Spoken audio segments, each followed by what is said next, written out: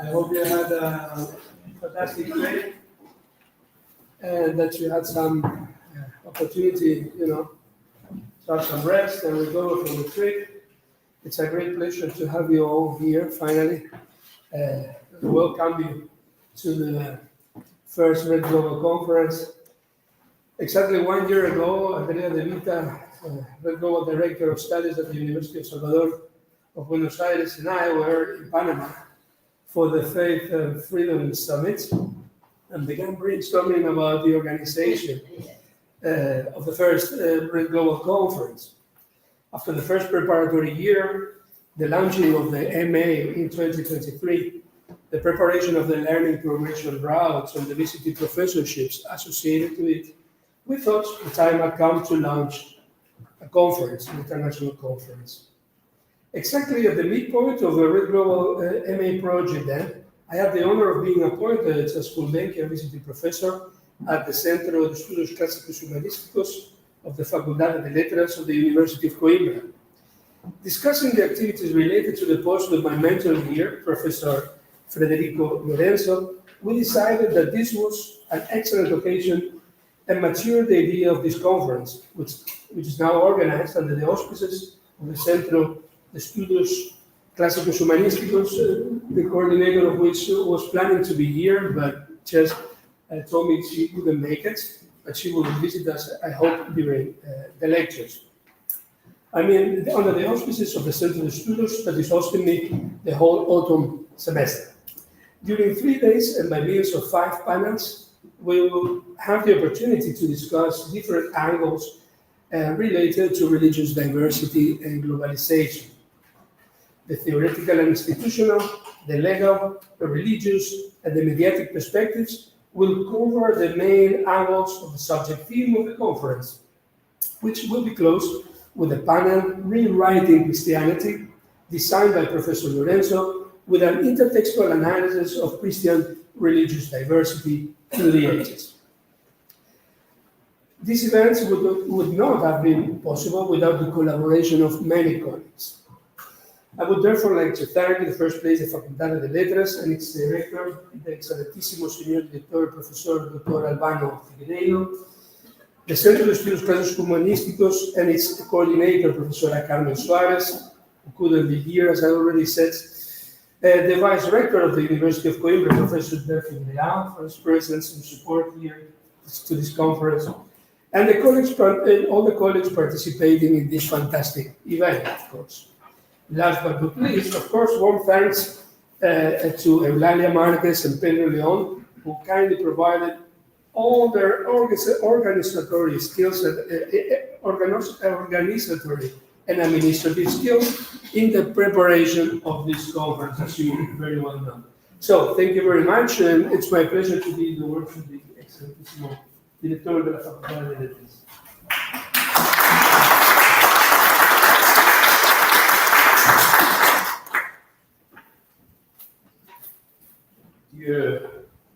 Good morning. Good morning. Dear Vice Rector, Professor friend Dr. DELFIM LEÁO, dear Professor LAUTARO, also friend LAUTARO, dear Director of the Department of Languages and Literatures and Cultures of our faculty, dear colleagues, professors, and researchers, dear participants, dear students, ladies and gentlemen. As Dean of the Faculty of Arts and Humanities at the University of Coimbra, it is with great pleasure that I greet you and welcome you. It is an honor to have you here with us. At the opening of this first international conference, I would like to say to you that we are very pleased with the fact that this event is taking place here in our faculty. I therefore wish to thank to the organizer for bringing this so important meeting in which research, knowledge, and critical thinking have center stage, namely about religion. I sincerely hope you enjoy these formative sessions of work.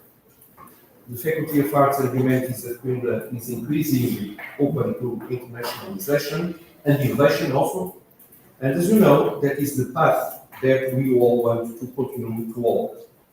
So you are very welcome, and we thank you for participating in this event. I bring my compliments. Thank you very much. Muito obrigado.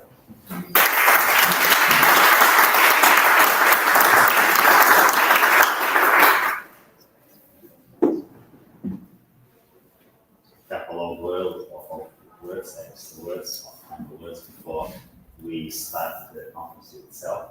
And I would like to say, start by saying hello first to our dean, Professor Amph, and our team, everybody, all the coordinators that are, directors of courses that are present here. Thank you very much for your presence, and special thanks as well to Professor LAUTARO and LANZILLOTTA, who from the University of Groningen, and for the last few months also from the University of Coimbra until February, as our visiting professor, and he's been making an excellent work, with our colleagues, with our students, and with the research that we are doing here. And I'm very pleased that we have finally this first international speaking down interreligious dialogue. It's an extremely important topic. It's a result, an outcome of the Erasmus Mundus as well, because we felt the need of not only preparing students, of giving them training and so on, which, as you know, is an extremely international program, but also to keep the opportunity to have, more in-depth discussions and be able to produce, in the end, results, scholarly outputs. So this is an extremely important, meeting, and we really hope that, based on that, we will have, interesting insights for the future of the show, because that's something that is extremely needed, no doubt, is the religious interdialogue. It's very clear that the challenges we are facing nowadays, and we have always faced this kind of challenges, but nowadays it's very clear that many of the problems we face is precisely because we don't understand enough otherness. What we think is strange, it's simply much closer to us than we could, foresee at first sight, but we must be ready, of course, to accept this otherness and in dialogue with it. In a university like that of Coimbra, this is extremely important because we receive students from more than 120 different countries, and of course they come here with their beliefs, their worries, and it's extremely important for them that they feel comfortable in here. Being different as they might be, it's a richness for us and not the opposite. So it's really important for us that meeting like this happens here. And that religious studies are making that re-entrance at the University of Cambridge is also extremely grateful to us, because the Faculty of Letters, as well known, was formerly, in its beginning, was Faculty of Theology. For many years, we didn't dealt with apparently with this kind of past. It's now time to resume it, as it should, of course. So I'm very glad that we are, because we have now religious studies and the master, it's an opportunity for us to launch this kind of studies on a much more stable way. Of course, we always have study of religions and this kind of things, but not formally this kind of approach, which is so important. And in a city like that of Coimbra, which is built on layers, for example, besides us, we have the Roman cryptoportic, which is we are based precisely on a ancient Roman calendar. We also have the Islamic layer. Also, we have the Hebraic influence to this influence, the Christian, of course. So, Coimbra itself, like Portugal in Europe, is based on different layers. So it's like going back to our own history to work and understand our own roots when we do this kind of research. So, thank you very much for the organization. I think the panels and the speakers they are great scholars, and I think that those 3 years will be extremely rich, not only for us that are living the moment, but for whatever will be produced and will be fruitful in the near future. Thank you very much for being here.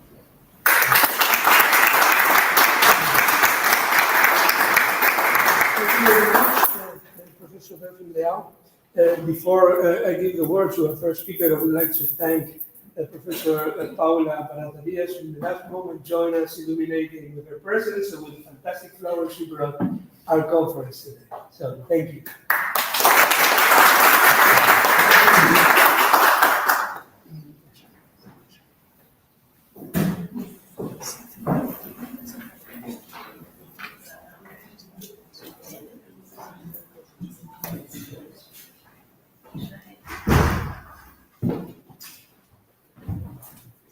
So we are now starting right away because that's what we are supposed to do. We will use normally English as lingua franca or Globalish languages if you prefer, but of course you are entitled to ask questions and comments in whatever language you prefer, and we will of course try, because this is part also of the interreligious dialogue that we use as well, different languages. So the first panel will deal with interdisciplinary approaches to religious diversity, approaching religious diversity from multifarious angles. And I would like to ask you to ask the presence of Professor Israel MUÑOZ, who is already there, who will give us a talk in the opening lecture on philological perspective, knowledge transfer in Antiquity and early Middle Ages. I know Professor Israel, or Isra, as we of course call when we are among friends for many years. I met him because of his interest on Plutarch, so we have been working together, I would say, almost for 20 years or so. Yeah, sure. Yeah.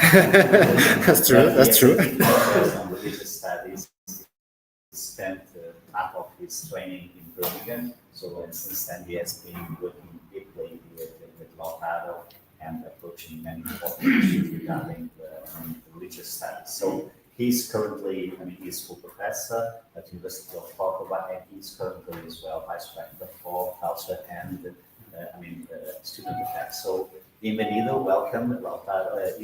The floor is yours. Yeah, thank you very much, DELFIM. Actually, I think that the last time I was here was at the conference, the international conference that you organized 2008 or something like that. Yeah, a really great conference. So thank you very much, DELFIM, and thank you very much to the University of Coimbra, all colleagues, and LAUTARO, and of course to Pedro and Eulalia, who for having me here. And so thank you very much to me. I will going to start because this is the philological perspective, knowledge transfer in Antiquity and the Middle Ages. And this is not a very short topic, so I'm going to start right now. Okay. Well, undoubtedly, the Erasmus Mundus ReD Global Master Program examines in depth the creation of new religious ideas, the transformation, the hybridization, or diversification of existing ones, and the abandonment of other less fortunate in the history of religions. At times, these ideologies seem almost like the flying tige in Antiquity, moving from one society to another as if carried by weather patterns, without our passing to consider that for most part, at least until the end of the 20th century, they required a medium, the books, still preserved in historical libraries. For this reason, this paper will examine, from a philological perspective, how religious currents and Greek knowledge reached the western shores of the Mediterranean, with particular attention to the intellectual milieu of Córdoba. This transfer of knowledge was largely the result of a few distinguished individuals, certain institutions, as select libraries that stood up to the great powers of their time. Let's see the first step, Alcalá and Salamanca. Around 1513, Demetrius Ducas took over the chair of Greek at the University of Alcalá. The socio-political conditions in Spain influenced both the goals and the development of the Spanish Hellenism. The Christian humanism was promoted by Cardinal Jiménez de Cisneros, inquisitor, general, patron of the arts, and regency politician. He was very practical and considered the classical languages as the key to access knowledge of the text of higher disciplines such as theology. Under the patronage of Cisneros and with the types provided by Arnau Guillén de Brocard, the miracle of the Complutense Polyglot Bible was accomplished, containing the first edition of the New Testament in Greek. With this milestone, the first generation of Hellenists was founded, whose epicenter was the University of Alcalá.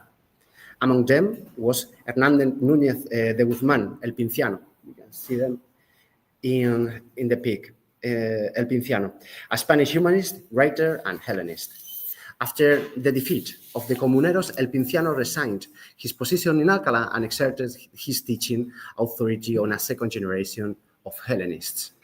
Unfortunately, the ecclesiastical and state powers soon suppressed this initial impulse. The Hellenic language and its followers were accused of heterodoxy and not infrequently,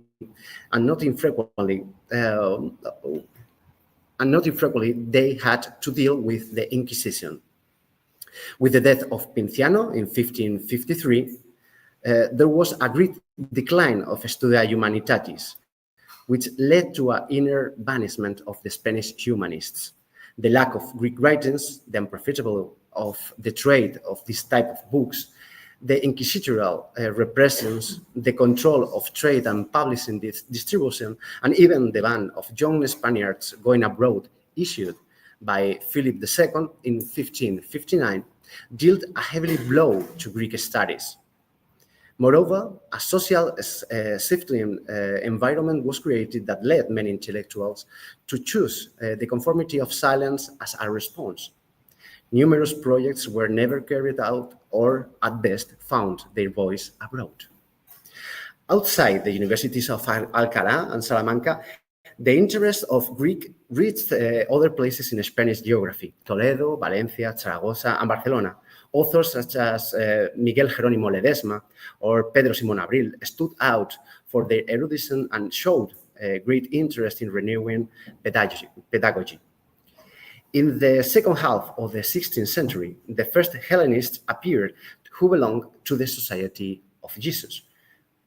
Among them, Francisco Torres stands out. His efforts to translate the works of the Church Fathers from Greek into Latin earned him the reputation of being one of the pioneers in the revival of patristic studies in the centuries to come. The case of Córdoba. In the case of Córdoba, it is not possible to speak of a Hellenism with capital letters, since this influence will remain in the background in a awakened form. Two peculiarities distinguish the Hellenism of the Cordoban Renaissance. On the one hand, the predominance of the religious orders as mediators of the Hellenic language and culture, especially the school of the Society of Jesus. On the other hand, the existence of some prestigious personalities who, either for reasons of study or because of their open-mindedness, were attracted to literary works in Greek, which in most cases they collected and consulted, and consequently served as mediators of their acquired knowledge, even if their influence was limited to a small group of intellectuals. In particular, the school of the Society of Jesus and other religious orders brought to the city of the Guadalquivir, through their teaching, the interest in learning the Hellenic language and the most important literary works, not only those belonging to the circle of the sacred writings of the fathers of the church, but also a selection of classical and post-classical authors of undeniable interest and inspirational power. The fact that Greek was considered the key to access the higher education at that time played a decisive role in the selection of authors characterized by their eclectic character. In theology, the New Testament, the Septuagint, and the patristic writings were studied in their original language. Original language. In philosophy, Aristotle was analyzed using the Greek text, and in medicine, the works of Hippocrates, Galen, and Dioscorides were translated and annotated. In 1540, Ignacio de Loyola and got Pope Paul III to ratify the Society of Jesus. The objectives of the new order were very different from those of the previous ones. They concerned not only external characteristics, absence of the religious habits, or the way of life, liberation from the church and the cloister, but also the formation of young lay people and the establishment of schools. To their orders, continuing on the path of doctrine, followed the example of the Jesuits. Beginning in the 1550s, the Jesuits established their colleges in Córdoba, where Greek was taught and studied.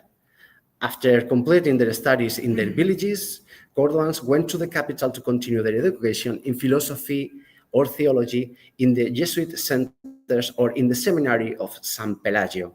All students who sought a university degree were forced to leave Córdoba.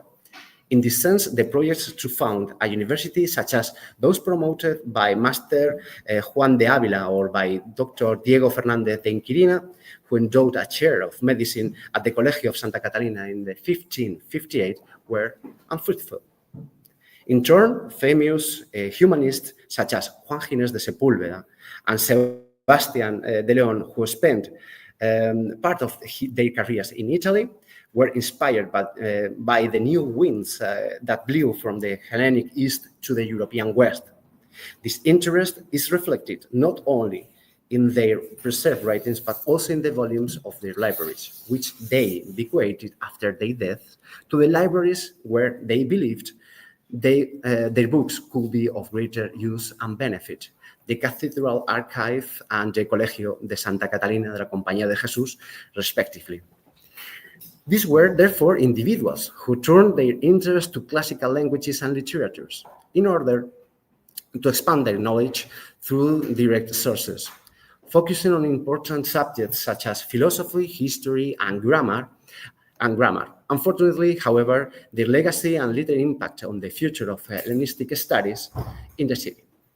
In what follows, we will analyze 4 historical libraries of Córdoba: the Provincial Public Library, the Library of the Colegio de Santa Catalina de la Compañía de Jesús, the Library of the Old Colegio de la Asunción, and the Library of the Mosque Cathedral of Córdoba. The Provincial Public Library. The beginnings of this institution are found in the LEÁO of October 13th, 1820, which regulates the preservation of books from the confiscation of religious orders. The decree of July 12, 1842 includes the creation of the library, in which a commission formed by Ramón de Aguilar y Fernández de Córdoba, Luis María Ramírez y de las Casas Deza, and the painter Diego Monroy y Aguilera was charged with the inventory of the collections in the first years of its existence. The history of the library was characterized by the provisional nature of the location. From the upper floor of the civil government and provincial council building on Carreteras Street, it was moved to the Hospital de la Caridad in Plaza del Potro between 1864 to 1878.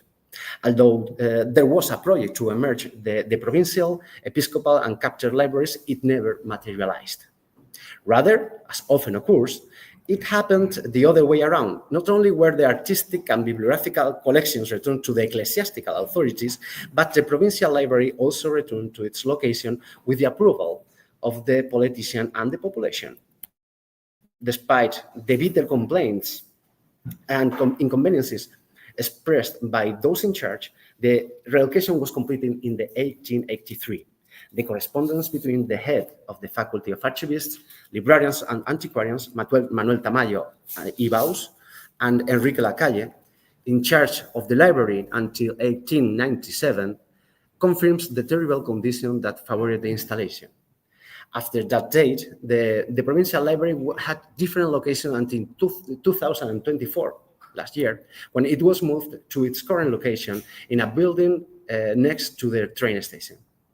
These ups and downs have contributed to the fact that it is not possible to speak of a collection of Greek books, since the Provincial Public Library was established as a repository for books from the libraries of the dissolved orders, and the volumes were placed in it in isolation.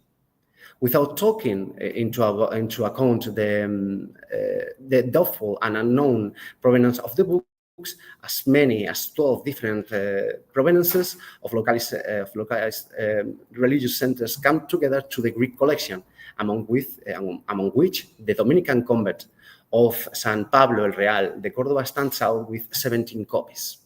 During the period of exclusion, this convent became a shelter for books. The second order that provides more copies, 12, is that of the Carmelite sisters. 4 of them came from the convent in the capital, 4 more from Benamejí, 3 more from the convent in Lucena, and 1 from the convent of the Carmelite nuns of the Aguilar de la Frontera. 16 books belong to the private individuals who interbequated them to schools and libraries. 2 groups of ownerships are distinguished. One is that of different religious, some of them Dominicans, associated with the monastery of San Pablo Real. In this area, it is worth highlighting the Hippocrates edition, which belonged to the canon Bernardo Alderete, close friend of the poet Góngora, and was most likely lent to the bibliographer Tomás Tamayo de Vargas for the preparation of the Junta de Libros, as well as a book of commentaries on the New Testament. On the other hand, secular tokens are preserved, among which stand out the 2 volumes of the New Testament by Giovanni Antonio Nicolini da Savio, 1538. With their owner was the intellectual and professor of Greek Latin literature, Alfredo Adolfo Camus, who began to develop his professional activity in Córdoba. The library of the Colegio de Santa Catalina de la Compañía de Jesús. The library of the Colegio de Santa Catalina represents an important reference for the knowledge of Greek books in the Jesuit environment. The Colegio began to develop in 1853 and was founded in 1554. Its foundation is directly related to the activity in the Compañía of Antonio de Córdoba, who had been rector of the College of Salamanca. Antonio convinced his mother and his cousin Juan de Córdoba, dean of the cathedral and a wealthy and very influential figure in the city, to participate in the foundation. Since the former guaranteed a fixed amount of the upkeep of the school, and in addition to the financial support of the council, he made his houses available for the school. This is the first location. The school in Córdoba grew very quickly. In 1561, the date of foundation of another school in Seville, the school in Córdoba, already had more than 400 students, and in 1582, even 1,000. We know that after the expulsion of Jesuits, the library of the Colegio de Santa Catalina expanded the bibliography collections of the Bishop's Library of Córdoba. However, a short time later, although there is no documentary evidence of this, some copies suitable for the training of the clergy were transferred to the Colegio de la Asunción, a subsidiary institution of Santa Catalina, which at that time did not have sufficient bibliographic collections. The transfer of books was done with the intention of creating a balance with the other institutions that had the same mission of training clerics. The Seminary of San Pelagio. The collection of the Episcopal Library was definitely transferred to the Diocesan Library of Córdoba, while the collection of the Colegio de la Asunción was deposited in the Senecas High School, which explains the current location of the copies. 28 of the 44 surviving editions belonged to the private owners, who donated them to the Colegio de Santa Catalina after their deaths. Among them, 2 important figures stand out, Gonzalo de Córdoba Carrillo and Sebastián de León. There are 10 copies of the canon of the Cathedral of Córdoba preserved from 1621 to 1625, proof of the rich library he possessed, especially in religious matters. In particular, there are 4 editions of the Greek Fathers, Athanasius, Gregory of Nyssa, and Pseudo Dionysius. In addition, there is a New Testament of Erasmus of Rotterdam and some New Testament concordances. Besides a compendium, Vitae et Mortis, he also owned a lexicon by Henry II Estienne. The 12 surviving copies of the library of Sebastián de León, secretary of Juan Ginés de Sepúlveda, Paolo Manuzio, and Antonio Agustín, are small jewels.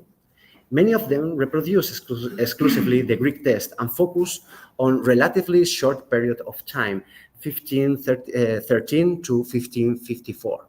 Among his extant Greek books, 3 subject areas can be identified: philosophy, grammar, and lexicography. In the area of grammar, works by Apollonio Discolo, Jacobo Seporino, Manuel Chrysoloras, Guarinus Favorinus, and Manuel Moschopoulos. Among others can be found. Also included in this section are the works of Demosthenes, Libanius, and Plutarch that you can see here, as well the letters of Plato.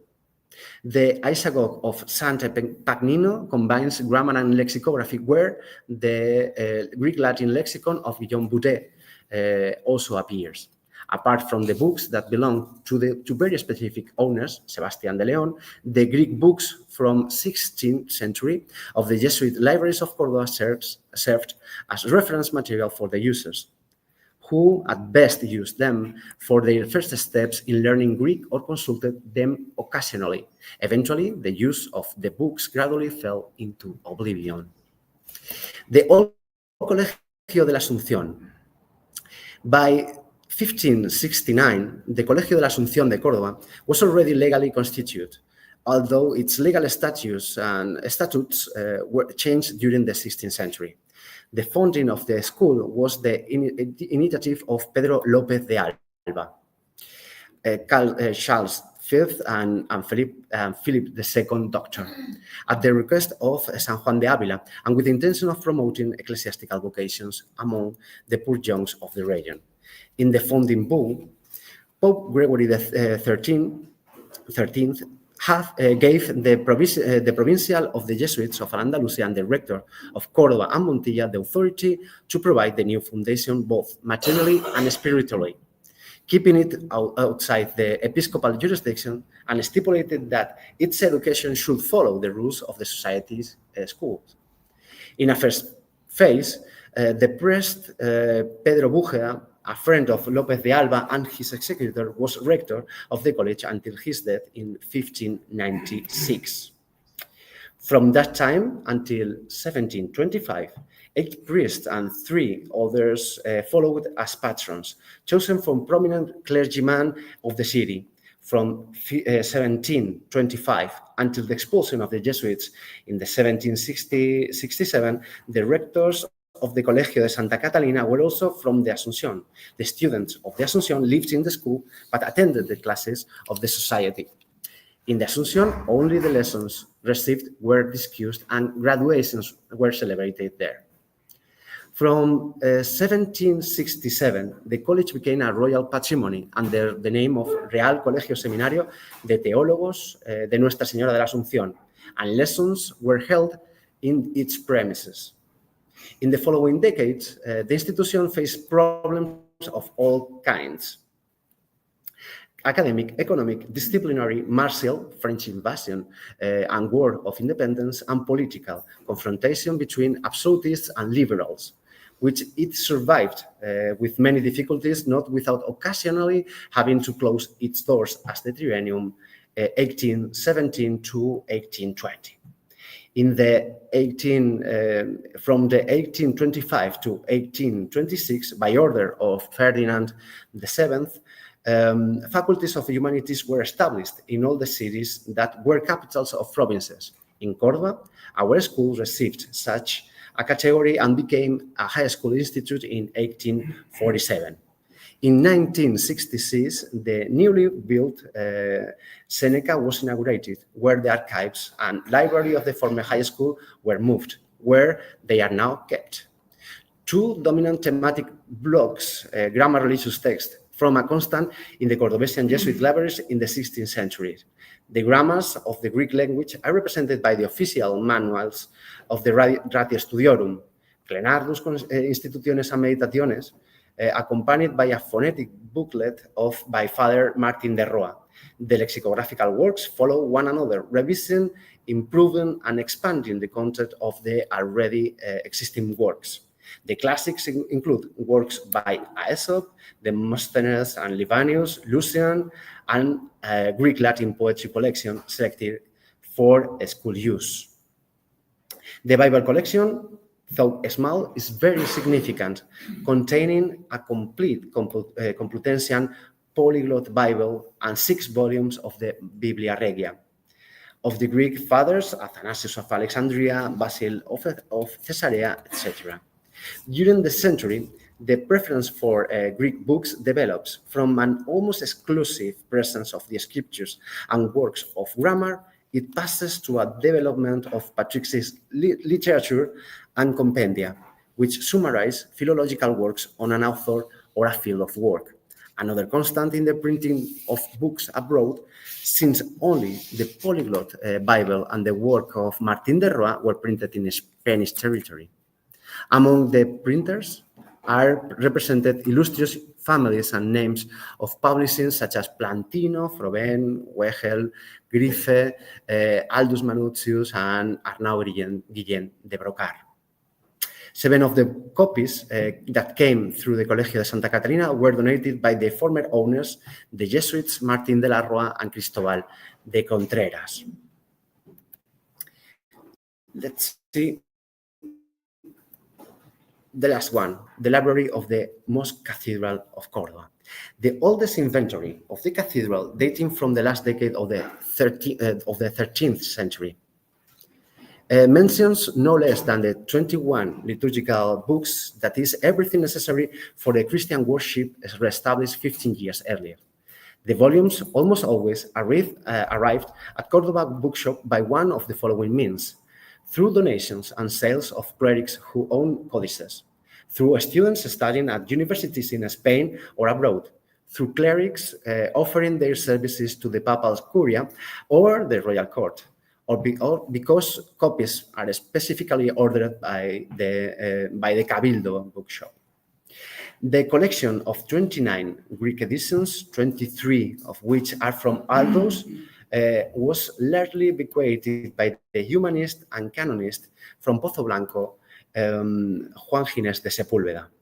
The general thematic framework of the collection is aligned with the personal interest of Juan Ginés: philosophical works, Aristotle, historical works like Herodotus, Thucydides, etc., and literary works in prose and verse, like, for example, Sophocles, Aristophanes, Lucian, Quintus of Smyrna, or Athenaeus. In the field of rhetoric and oratory, a collection of letters by various authors, an anthology of Greek rhetoricians, a full piano's commentaries on a series of the Gnostic speeches are extant.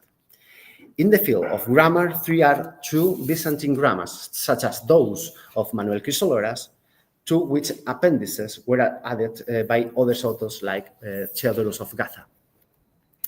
In a final section, present only once are the New Testament in Greek and a series of medical treatises by Dioscorides. Also striking is the concentrated chronology of the works which fall between the years 1497 to 1559. 18 of the 29 copies belong to Juan Ginés. As we have already mentioned, these editions reflect the literary tastes of the author from Pozo Blanco. Later, in the 16th century, the library continued to grow through donations from the important members, as Antonio Moedano de Saavedra. The rapid development it experienced with the donation of Bishop Martin de Angulo and Ginés de Sepúlveda seems to have come to a halt, and there are few new volumes in the library. In the typology of the selected texts, there were 3 distinguished levels: sacred scriptures, church fathers, humanities and grammars, and other disciplines, including books of philosophy, history, and science.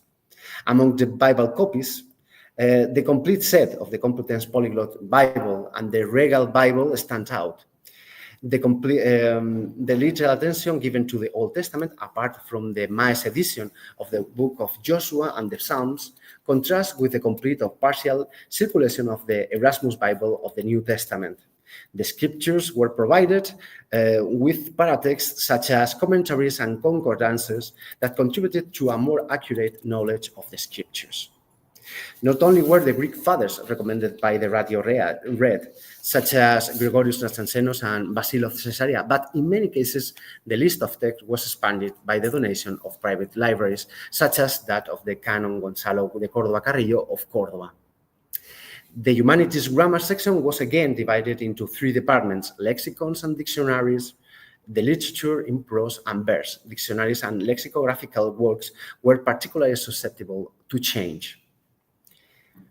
Literature in prose and verse is represented in various genres. In poetry, there are copies of Homer, Pindar, and Hesiod, among others. In theater, Sophocles, and Euripides and Aristophanes, to enable students to translate and imitate these works into the vernacular adapted poetic anthologies, such as the Epigrammata Graeca, were used. In rhetoric and in oratory, speeches of Demosthenes and Isocrates were selected in accordance with the requirements of the Ratio Studiorum, the Fable of Aesop. The dialogue of Lucian were widely used in the first stages. In the history section, we find works by classical authors, Xenophon, Plutarch, Thucydides, Herodotus, and Polybius, as well as the Byzantine historian Procopus of Caesarea. Well, it is time to draw some conclusions. In general, it can be said that Greek books aroused little interest, except for the copies that belong to very specific owners who read them philologically. A large part of the bookmarks is related to works that served to acquire the basics of the Hellenic language, or to manuals that were occasionally consulted, such as encyclopedias or religious works. Thus, the Greek books of the 16th century were only occasionally consulted by their contemporary readers or by readers from later centuries and slowly fell into oblivion. With the data and assessments revealed in this paper, in our opinion, a more precise panorama of the contact of the Cordoban society with the Greek world is drawn, bringing it out of the darkness in which it had been sunk until now. In short, these are the contributions of the 16th century Greek fund of historical libraries to the rich bibliographic heritage of Córdoba and to the cultural formation of the society of that time. Thank you very much for listening.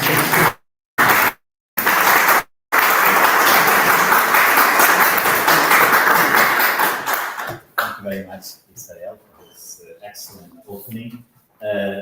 I would invite you to stay perhaps a couple of minutes there. It's okay. We have time for a quick question if you want to.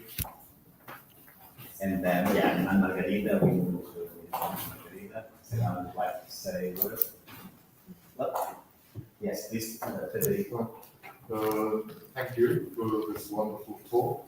So you mentioned Jesuits and the Dominican order in Córdoba. So my curiosity is, were other religious orders also interested in teaching Greek, or was it only the Jesuits and the Dominicans? Yeah, sure. The Dominicans also were the other order, and also the Carmelites.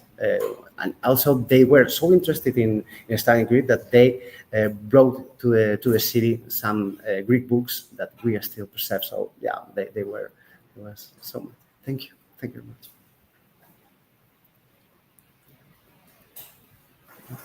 More questions? Okay, thank you very much. Okay. I really was surprised by it. Yes, there's another question. Please.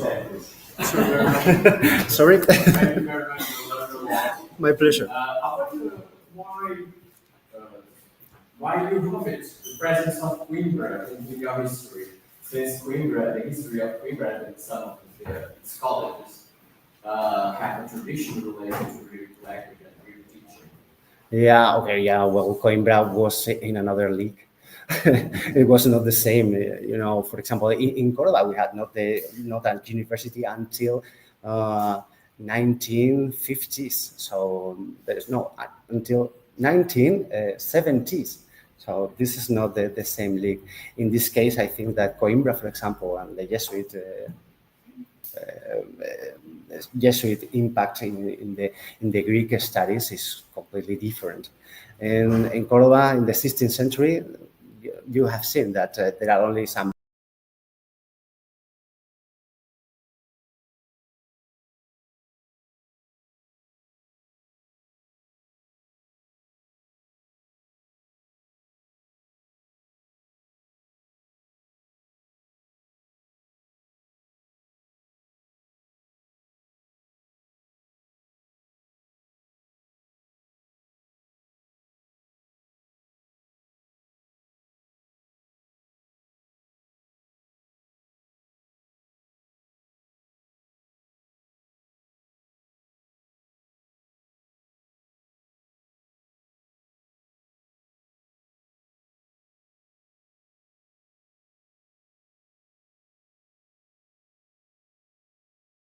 some individuals, some small spaces, which is not like our colleague said, not like the school of Coimbra, which is completely different. You have a university from the medieval times.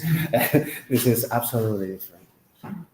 Thank you. Thank you very much, Israel. And maybe to answer the question and to make the bridge between Córdoba and Coimbra, I think that's the most suitable person would be our next speaker, Margarida Miranda, whom I invite to take the floor. She will give us a talk on historical perspective, Renaissance humanism and religious phenomenon, Jesuits and the world.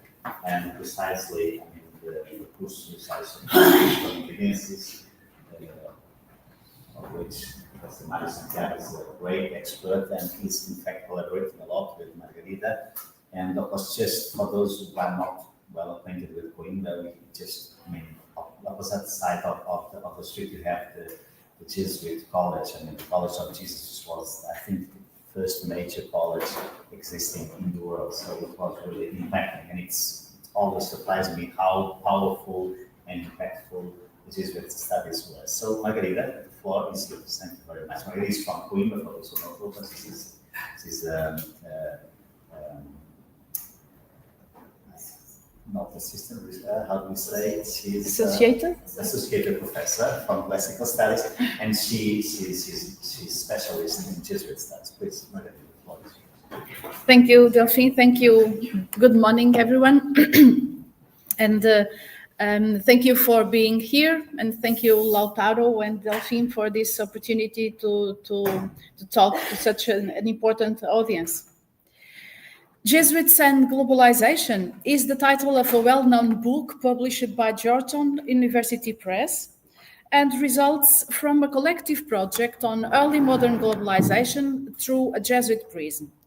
The editor, José Casanova from Georgetown University and a senior fellow at the Berkeley Center, is a top expert on sociology of religion whose work focuses on globalization, religion, and secularization. In this book, Casanova argues that in the early modern era, Jesuits acted as pioneer globalizers, making substantial contributions to the growth of connectivity and global consciousness around the world. Casanova himself was our special guest here in Coimbra last year. Henda was there. As a keynote speaker of the conclusive session of our seminar on Renaissance humanism, he then delivered a talk entitled Jesuits and Early Modern Globalization, Contributions to Global Connectivity and Global Consciousness in the Early Modern Era. Throughout his research, Casanova examines the circumstances which made it possible for a Catholic missionary and teaching order, such as the Society of Jesus, to play such a prominent role as cultural mediator between the East and the West, the North and the South, in the first phase of globalization. But before reviewing Casanova's take on this issue, we need to ask some questions. Why religion and Renaissance humanism? Isn't modern age synonymous with secularization? So how do Jesuits, religion, and missions all fit into a seminar on Renaissance and humanism? Claiming that humanism and religion are opposed is forgetting that an early humanist like Petrarch and most Italian humanists saw no contradiction between the religion they professed and the full achieving on human potential. For humanists, love for ancient texts included not only classical literature, but also the Bible and the works of the Church Fathers as privileged sources for a cultural renaissance. Besides, the Christian character of humanism in Europe, mainly in the Iberian Peninsula, was substantially shaped by Erasmus' vision of Docta Pietas, learned piety, which we find precisely in the Formula Instituti of the Society of Jesus. Anyway, we must keep in mind that ours is a post-secularization approach. While in the past, religio, the world of God, and saeculum, the world of man, used to be two conflicting worlds, man could not belong to both God and the world at the same time, this sharp divide begins to change for the sake of man's autonomous responsibility in the world. Secularization, and I quote Jan Sperner-Weiland from Groningen,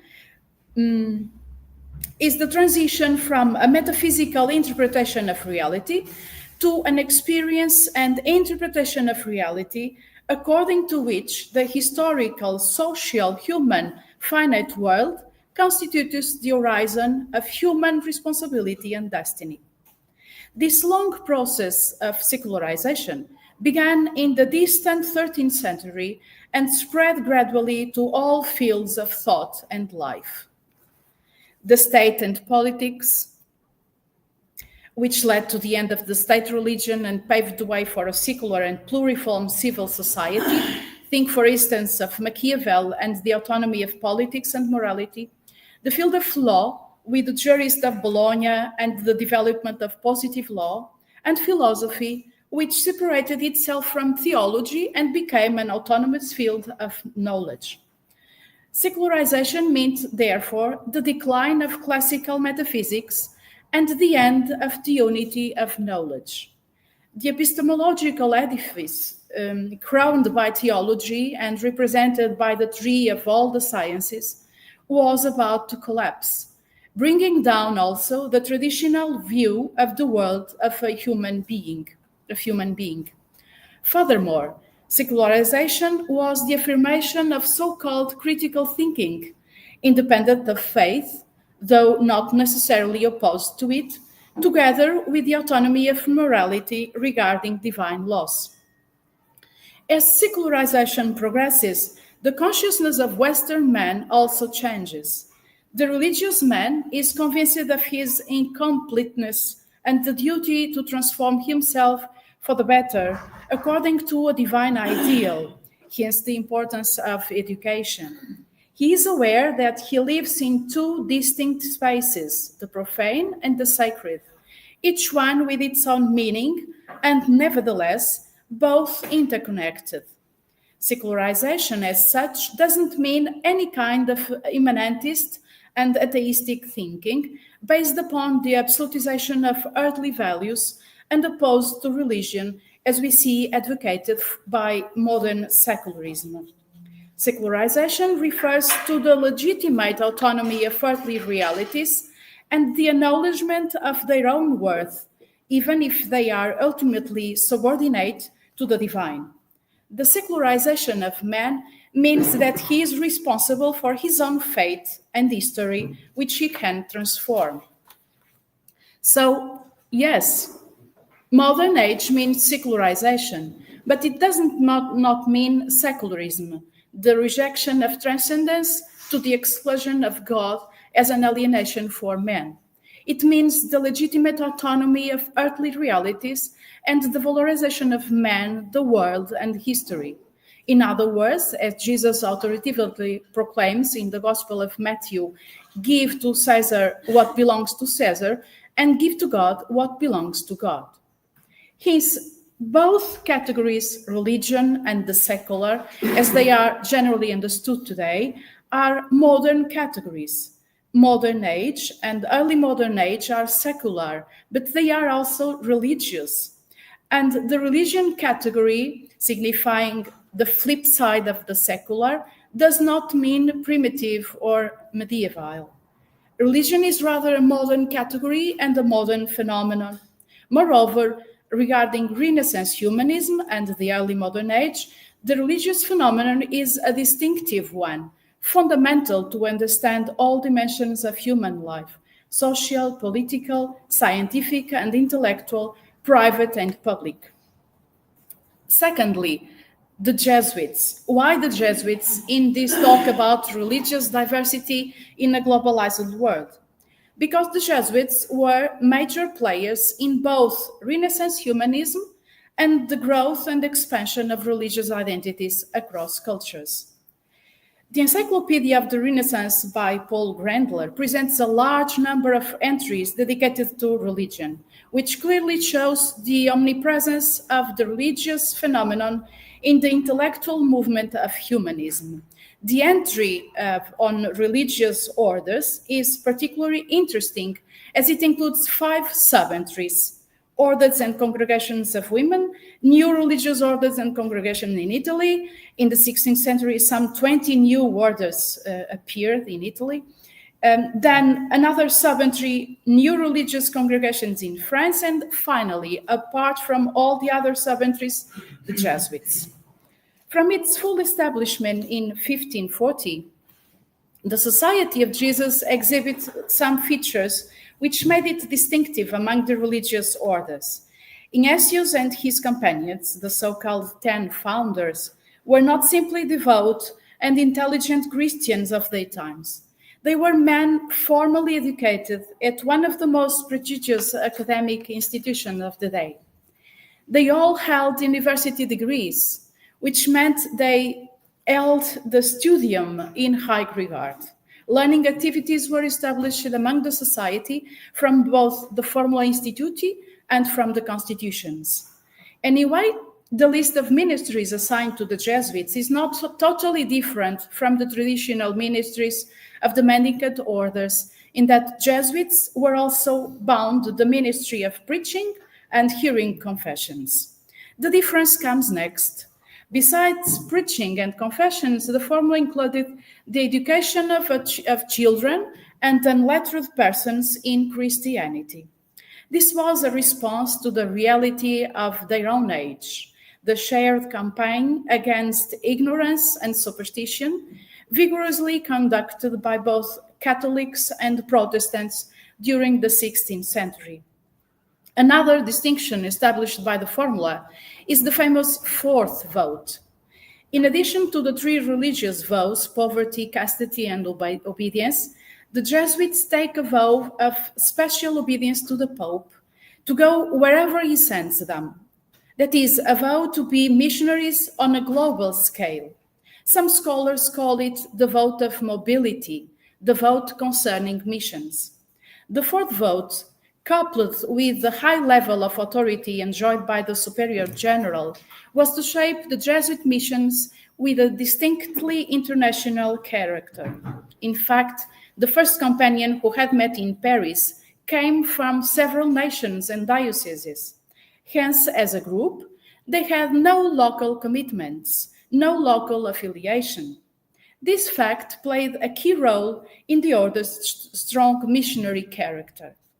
And finally, the staffing and management of schools for lay students. As the renowned historian John O'Malley wrote, I quote, "By undertaking the staffing and management of schools for lay students, the Jesuits not only created a new ministry for themselves, a ministry no previous order had ever undertaken in a systematic way, but they created a new ministry in the Catholic Church."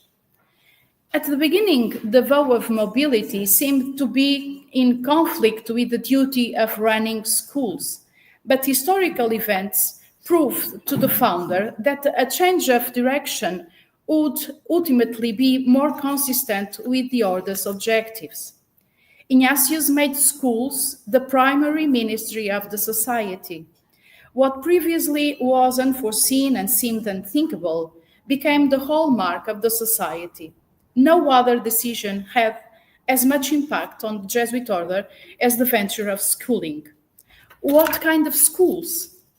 The first Jesuit schools were intended to train Jesuits themselves. Their education program began with the Studia Humanitatis. Jesuits took over the curriculum and the goals prescribed by ancient authors, such as Cicero and Quintilian, but also by Renaissance ones, especially Erasmus.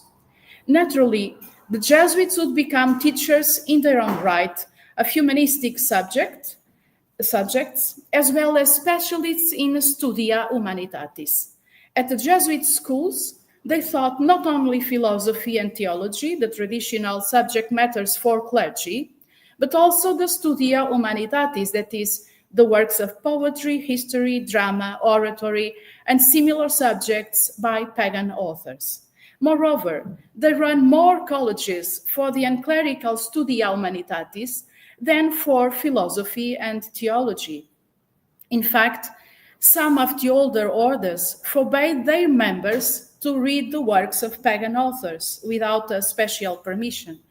And the same happened at the University of Alcalá de Henares in Spain, where only Christian authors should be read. Jesuits, on the contrary, not only read them, but they would also write and print books concerning them. After all, we are in the 16th century after the invention of printing. This is how the Jesuits became not only philosophers, theologians, and jurists, but also poets, orators, historians, biographers, musicians, painters, and even dance theorists and playwrights. We could summarize the specificity of the Society of Jesus and its relevance within Renaissance humanism in these few words. The vote of mobility shaped the international character of their religious missions. The high regard for studium and learning, according to the Erasmus notion of docta pietas, was responsible for their strong cultural and civic missions.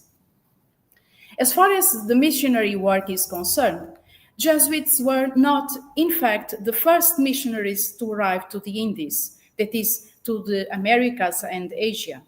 As missionaries, the Jesuits were actually latecomers. However, they distinguished themselves by a special duty repeatedly assigned by Ignatius and all the superior general. The command, established by their constitutions, to explain to their superiors and to one another what they were doing, why they were doing it, and what the results were. This feature of the Society of Jesus not only explains the extraordinary amount of detailed correspondence between the center and the periphery, but also underscores the extraordinary relevance in all fields of the extant Jesuit archives. And now we may return to Casanova and the idea of Jesuits across the world. Drawing upon Roland Robertson, Casanova describes globalization as a historical process through which the entire globe becomes a single place, increasing global connectivity between peoples, societies, and cultures, and also increasing the global consciousness of humanity. Early modern globalizations only begins at the end of the 15th century, when overseas expeditions around the globe made it possible for the first time global connectivity and global consciousness. In this sense, Jesuits were the pioneer globalizers of the early modern era. Through their missions, their scientific and cultural output, and the knowledge exchange they carried out between different civilizations. I quote, "The Jesuits have been the first organized group in history to think and act globally. Moreover, they did this before there were no global structures that could sustain such global practices." But how did they manage to do so? First of all, through their missions worldwide.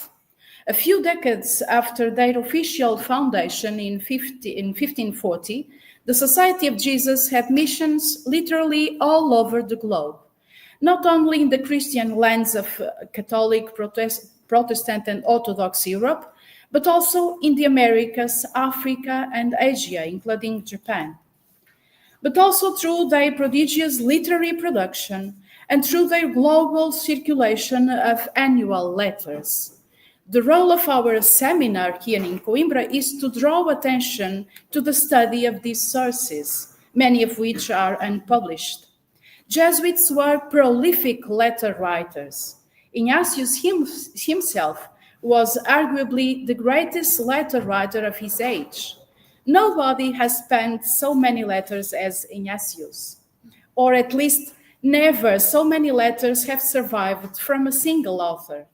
But Ignatius' companions themselves were prodigious letter writers too.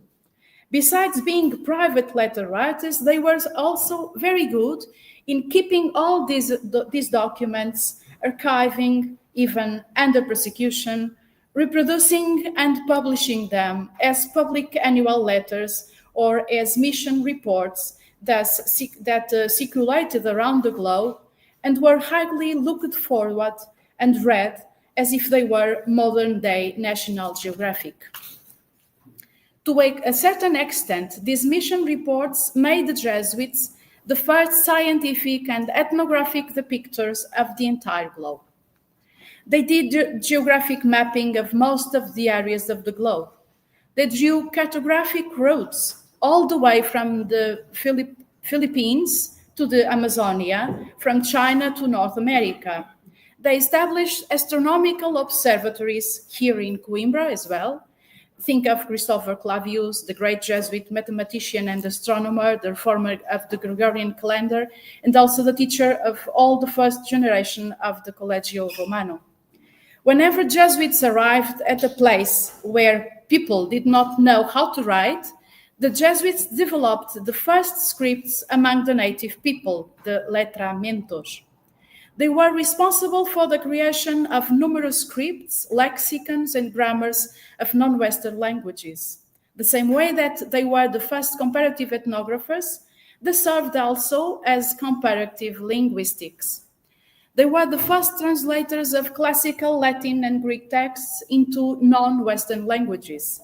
In 1595, in Amakusa, the Jesuits published a trilingual Latin, Portuguese, Japanese dictionary with approximately 27,000 entries for each of the three languages. Matteo Ricci translated Euclidean geometry into Chinese and became himself a great Confucian expert. He can be considered the first sinologist, and Alessandro Vagnellano, the first Western expert on Japan. In Latin America, even if they were mostly missionaries, they played a critical role there too. The most important text that the Jesuits wrote in other non-Western languages was the Catechism. This was the age of catechism. In the 16th century, the first major catechism was Luther's, through which the Protestant Reformation would spread from Germany throughout Europe from 1525 onwards. The fight to Protestant heresy, the Jesuit Petrus Canisius developed a catechism that was widely disseminated throughout Christendom and had more than 12 translations.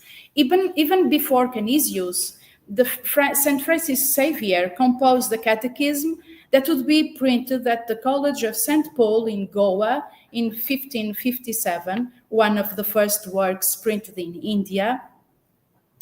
And the Jesuit missionaries either made simple copies of the Trent Catechism or would write a catechism specifically designed for a particular culture. One of the most famous catechisms used in the missions was Christian Doctrine by the Jesuit Marcus Jorge. It was translated in Tupi, Tamil, Malabar, Konkani, and the language of Congo. The first book printed in Peru was the Catechism by José de Acosta, who wrote it in Spanish, and in the Quechuan and Aymaran languages, the languages of the former Inca Empire. Here in Coimbra, the Jesuit press published a grammar of Tupi-Guarani that had been prepared in São Paulo, Brazil, by José de Anchieta. In the Far East, the Roman Tridentine Catechism was brought to Japan and translated into Japanese, but 10 years earlier, Baltasar Gago, with the help of Nuno Barreto and a blind Japanese named Lourenço, created the first Portuguese-Japanese catechism. The most famous example of enculturation was Alessandro Valeriano's Catechism, Catechismus, in which the truth of our religion is shown and Japanese sects are refuted. From the Western perspective, this is the first systematic depiction of the religious doctrines that were predominant in Japan. For these missionaries, the cultural challenge was enormous due to the semantic limitations of the target languages, vis-a-vis the source language. Choosing the right terms to express the truths of the faith in such different linguistic and religious universes inevitably posed hermeneutical problems.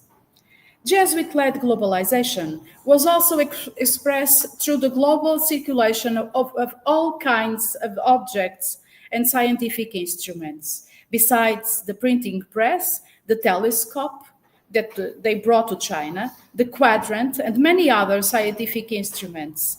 That's why they were not only missionaries and scientists, but also geopolitical specialists, helping as scholars and scientists the kingdoms which they were serving. And we could also refer the art, objects of sacred art of all kinds, made in Manila for the Catholic global market, even music, drama, and French ballet. José Casanova again explains this success by pointing out a combination of external opportunity structures and internal institutional advantages. To expose them would take another half hour, but I will emphasize briefly two of them. Firstly, the Iberian expeditions overseas. Of course, the Jesuits were carried to the missions by Portuguese and Spanish ships. If the pursuit of wealth and the desire of spread the faith were intrinsically linked at the time, the maritime activity and trade routes created the opportunity for the missionary work. António Vieira put it very clearly in his História do Futuro.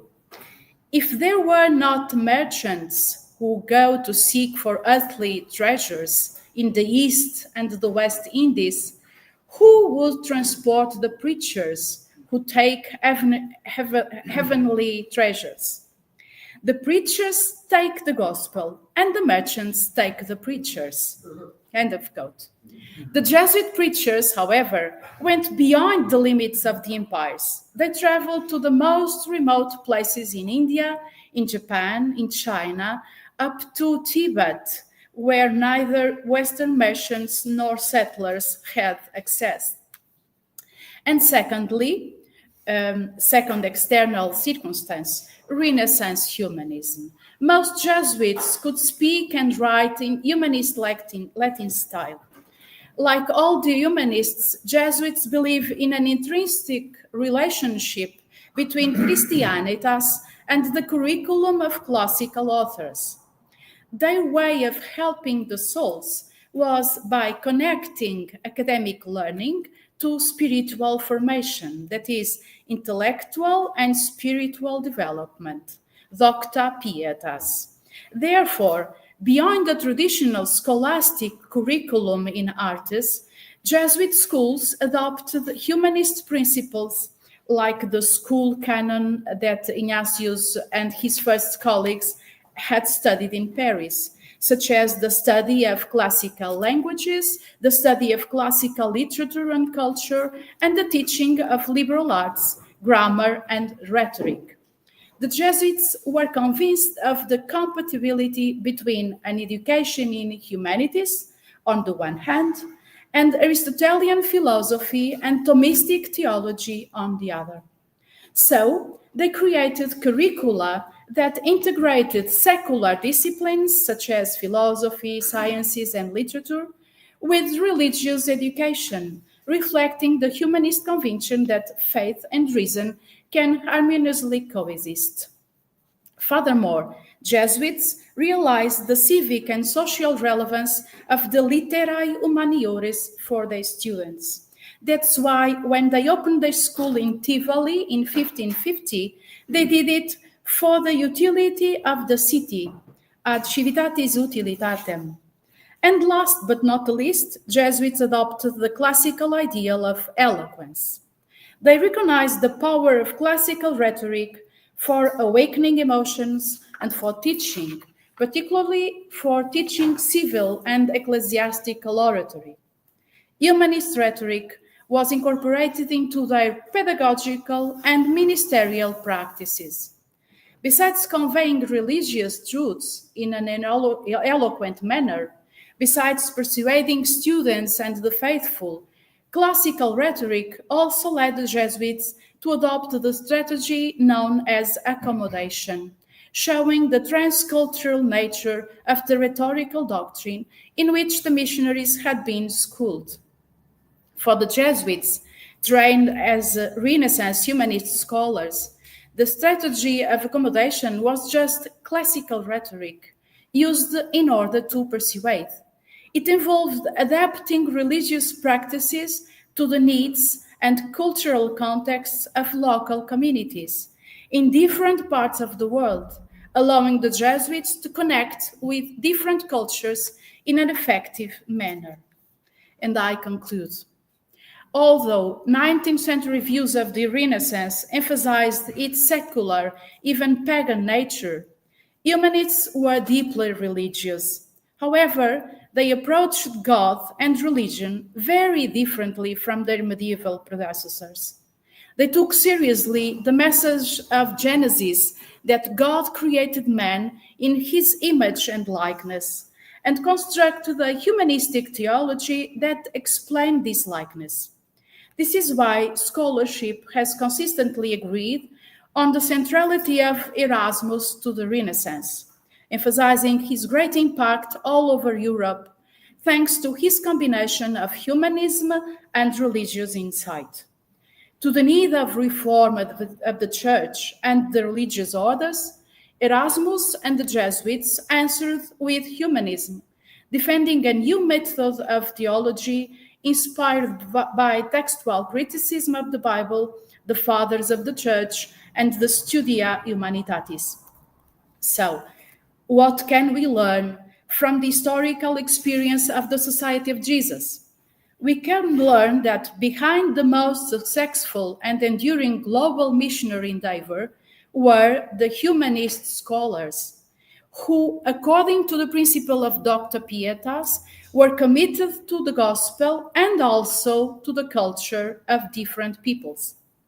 And inseparably linked to that commitment, they had a humanistic faith in education, the accomplishment of human potential. Thank you very much.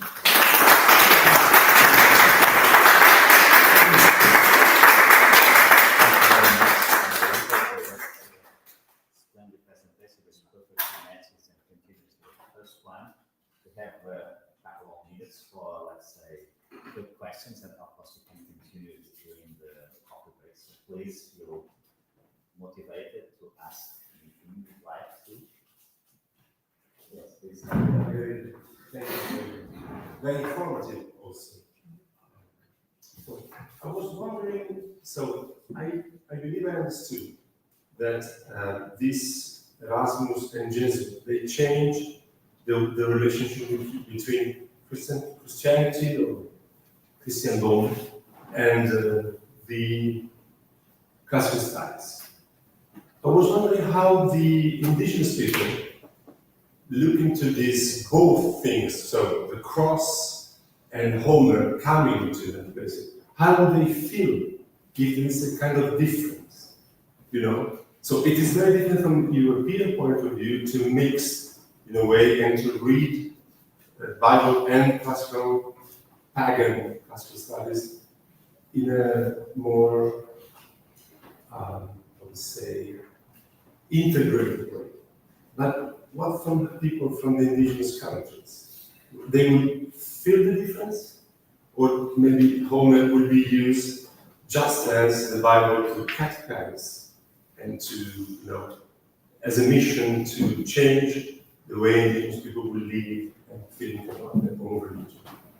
About Christianity in different cultures, how different cultures feel the message of Christianity in different ways. In Brazil, the strategy of Jesuits was very different from Asia, and namely from Japan. Mm-hmm. In Japan, missionaries knew that they must be experts in science. The rationality was more challenging than in Brazil. At the same time, they knew that, for instance, in Japan, Francis Xavier knows that if he wants to be received by local authorities, he must present himself like someone who has power, social power, with great performance, so that